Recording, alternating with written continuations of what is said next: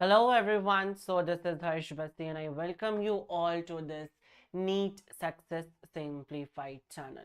So today in this session, we are going to discuss about some of the post Mendelian genetics things. Like in the earlier sessions, we all have discussed about the Mendelian genetics in which we read about the monohybrid and dihybrid crosses, right?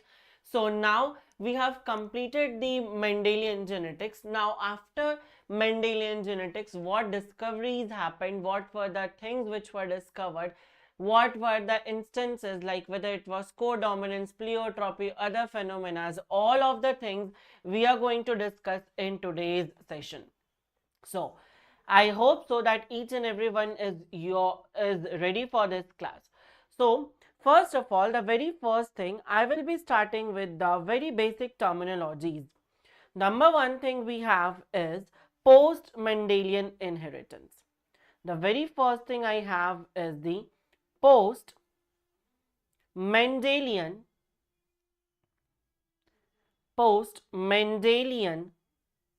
inheritance. Just let me know in the comment section that am I live or not? Yes, I am live. So the very first thing which we are going to discuss will be the post Mendelian inheritance, right? Okay, great. So in post Mendelian inheritance, again there is one term which is known as intra-gene interaction. They are known as what? Intra-gene interaction. Now, what do we know by the word intra? See, we in your school, every time there is some or the other competitions going on, and in that competitions, those competitions are generally termed as inter-house competition, right? Yes, you know this. That's great. So inter means what? There are some houses like Coral House, Topaz House, and all those things, and those houses like compete with each other, and we say that there is inter-house competition.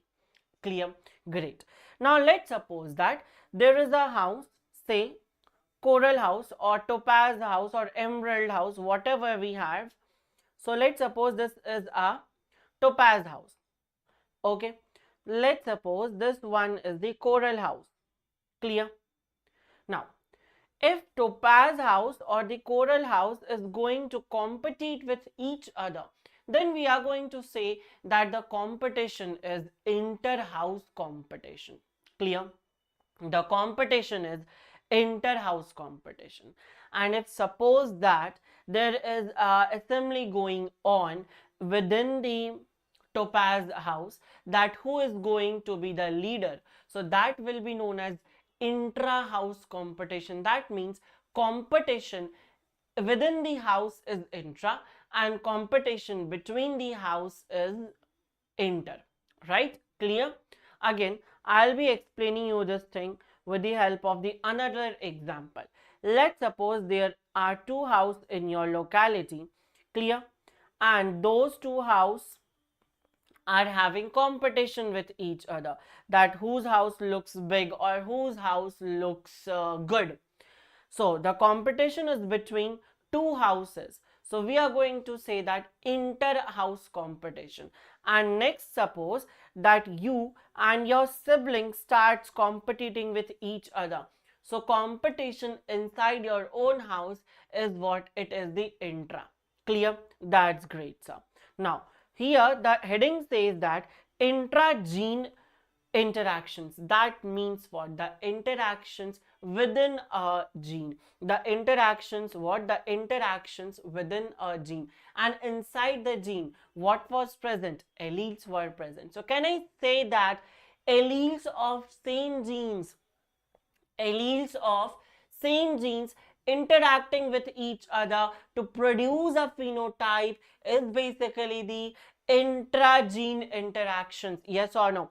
And this can be also called as intra-allelic interactions. This can be also called as inter-allelic interactions. Yes or no? inter-allelic interactions. How, sir? How we can say, why we are using a term intra for gene and inter for allele? See, the gene was what? The gene is this. Let's suppose this is the gene. So inside the gene, competition is happening, and this is what? This is alleles. So between the alleles, the competition is happening. So interallelic competition or interallelic interactions or intra-gene interactions. Intra, the same house. So let's consider the gene as a house. So in that house, two alleles are competing with each other. So that's why we are using the term inter for alleles and intra for the genes. For example, your house, intra-house competition, two siblings competing with each other, inter-sibling competition or inter-sibling interactions. Clear? I hope that this term will be pretty much clear to you, and if yes, let's move forward. Okay, so in this, what we are going to do is that actually alleles are what? Alleles are, or I should write alleles of same gene, alleles of same gene competing or interacting with each other to form what? To form their phenotype. So this is known as intra-gene interactions or interallelic interactions. That's very good, sir. We came to know about all these things. Now, what things we are going to study here? The first one which we will be going to study will be what? It will be incomplete dominance. It will be what? It will be incomplete dominance. Okay, as the name is suggesting, incomplete dominance. Let's see what actually things is happening in this incomplete dominance thing. Before this, let me remind you that the dominant allele was that allele which was able to produce its character in the heterozygous condition also. Let's suppose here was the capital T, and here was the capital T, small t, and here was the small t and small t, right? So in this case, if I am saying that capital T is the dominant one, in this case capital T is the dominant one, so the case where it is heterozygous condition, at that case also the phenotype which will be produced will be tall only. That means in this case there is no phenotype produced like which is between tall and the short. Clear? So this we studied in the Mendelian genetics. Now in incomplete dominance, what is happening is that we are going to see, first of all, this incomplete dominance was discovered by whom? This this incomplete dominance was discovered by Carl Correns.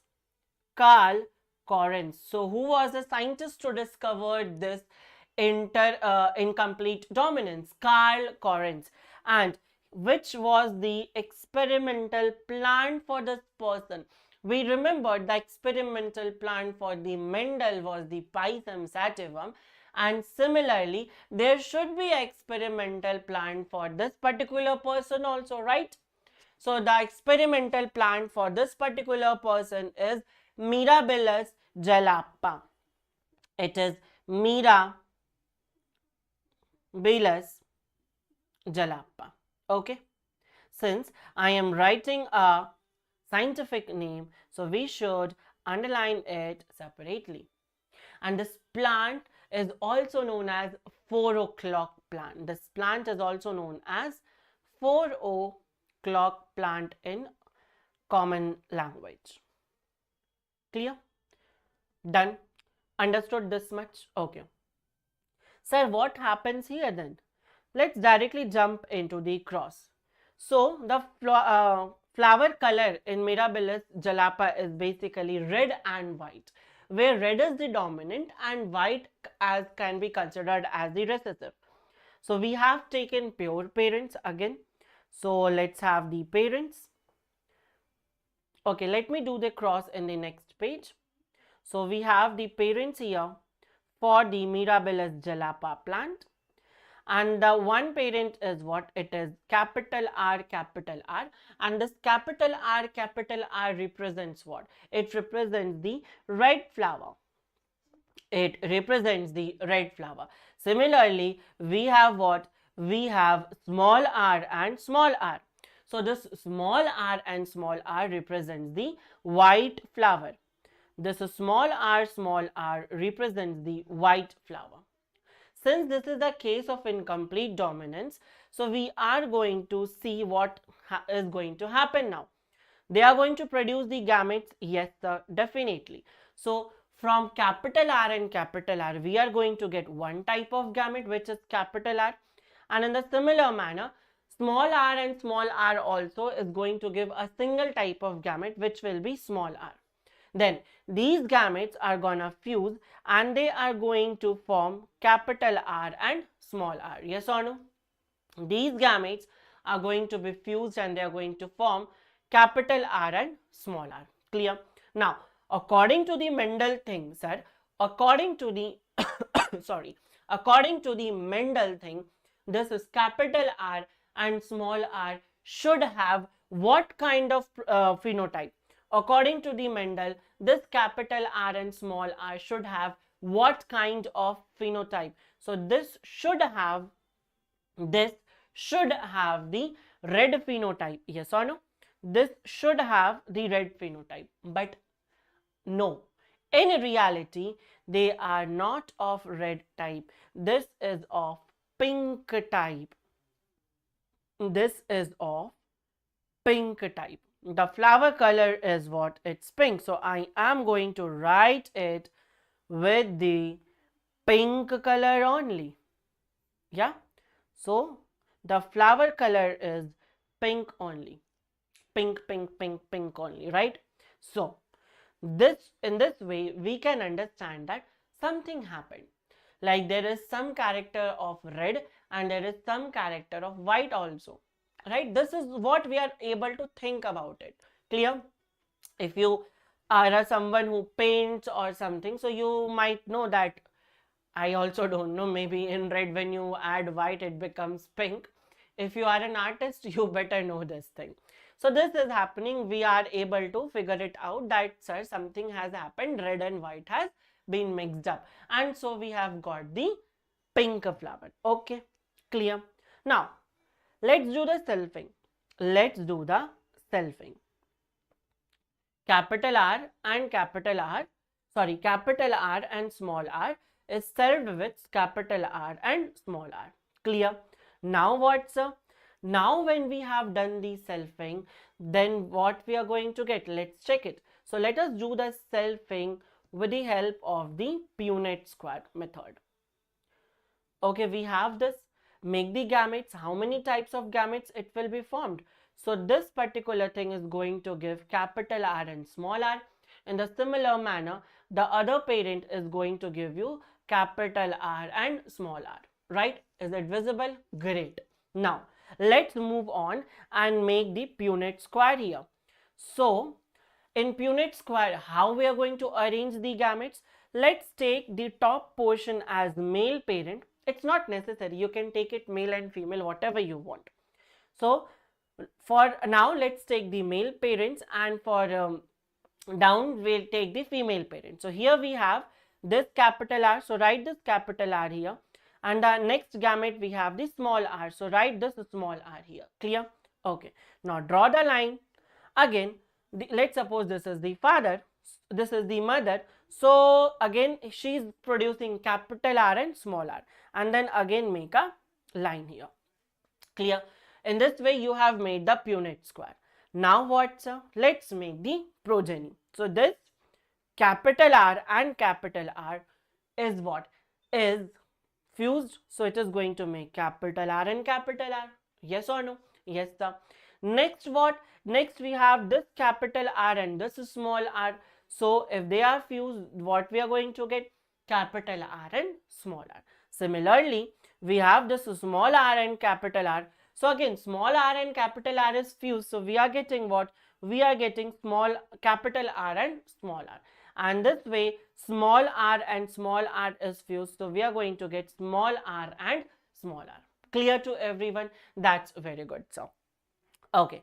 Now, if I am going to ask you the F2 phenotypic ratio, this is F2 generation, right? The earlier was what? The earlier was the F1 generation. Whatever we have got this thing was what?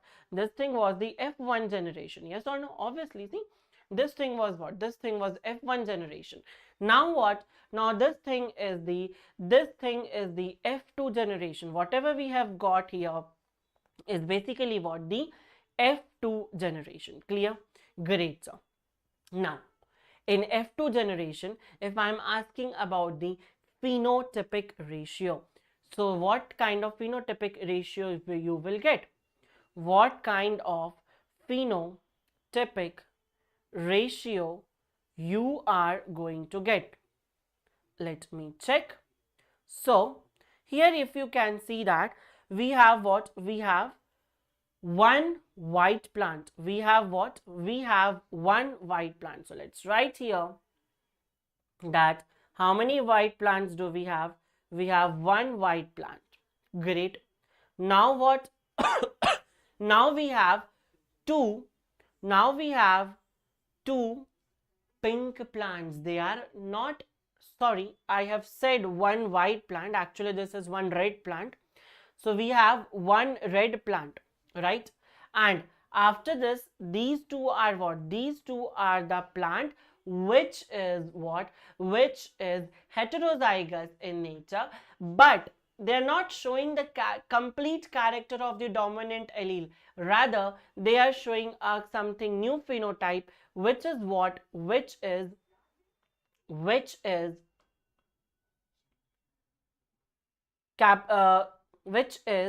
the pink color. Which is the pink color. So two of them are what? Two of them are pink in color. Two of them are pink in color. I think so that there is an issue with the network. My video gets lagged. Just give me a second. We will figure it out what's happening here.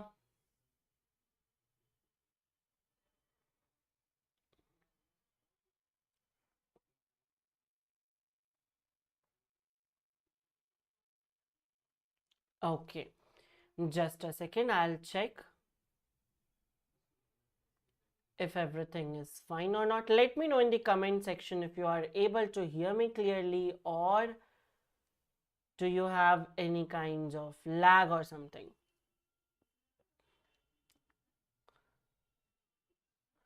Let me see. Okay. Until then, let us revise few of the things. Until then, let's revise few of the things that we have discussed here. So what were the things we discussed? We discussed that during the incomplete dominance, there is a thing which is happening, that in the heterozygous condition, in normal cases, the dominant phenotype has to be produced. But here in incomplete dominance, what is happening is that the some new character is being produced. Yes or no? Clear? Great. So my question is that, do we is it actually the character is being mixed up, or something else is happening? Right? The question is that, is it true that the pink and the the red and the white color is mixed and a pink color is produced?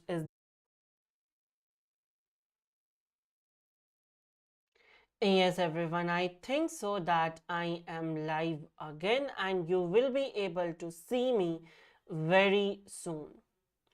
In case you are not able to see me, or hear me properly? Let me know in the comment section.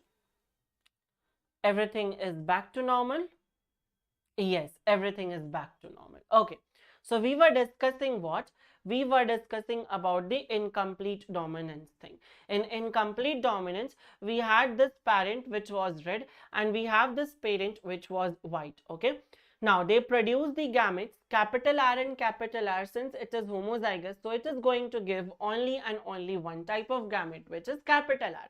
In a similar manner, this small r and small r is the homozygous. So again, from this small r and small r, there we will be having only one type of gametes, which is capital R type. So this small r and this capital R, they fused and they form what? They have formed small capital R and small r. Now, according to Mendel, this small r and capital R must have produced the red plant. Yes or no? Yes, definitely. But in this case, what's happening is that they are producing the pink phenotype. They are producing what? They are producing the pink phenotype. And this is the case where we can identify that it is the case of incomplete dominance. Clear to everyone? Okay. So, in the F1 generation, what we got? In the F1 generation, we got the pink phenotype. Okay, sir. Now, to identify, let me know that if I am clearly audible and visible, people.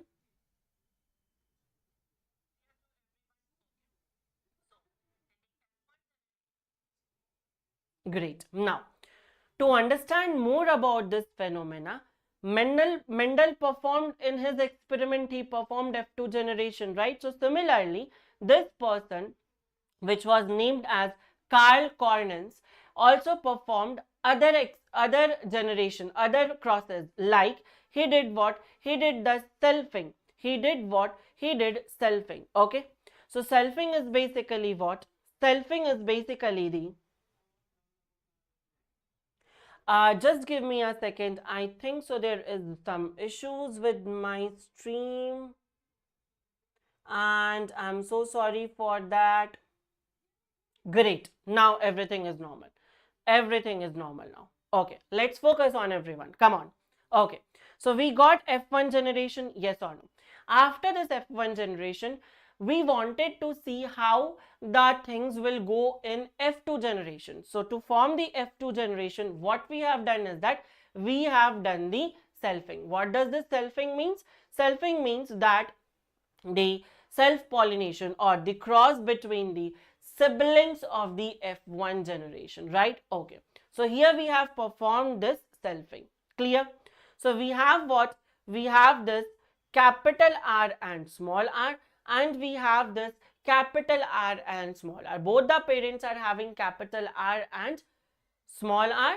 So now how they are going to form the gametes?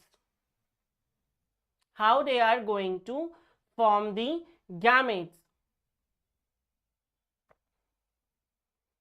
How they are going to form the gametes?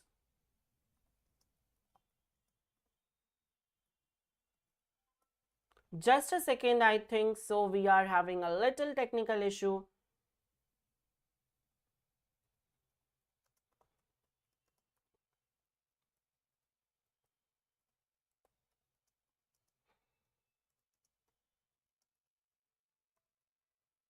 One second, people. Okay. Okay. Great.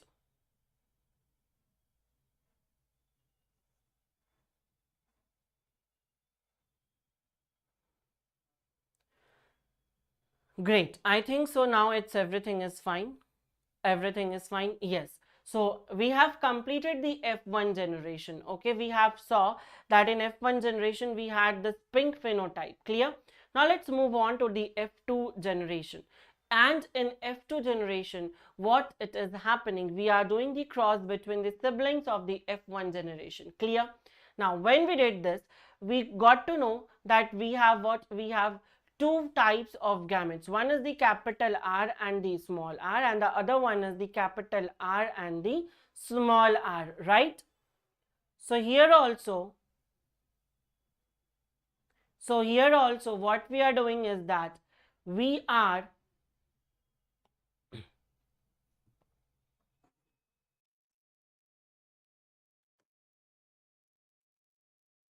okay. So I hope that now I am clearly audible and visible. So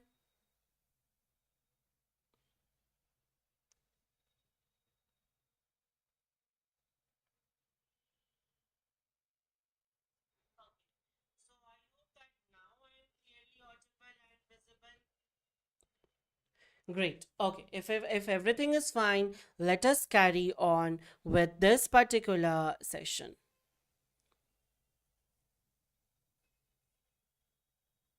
Okay. So we saw that we had capital R and small r, and we had capital R and small r.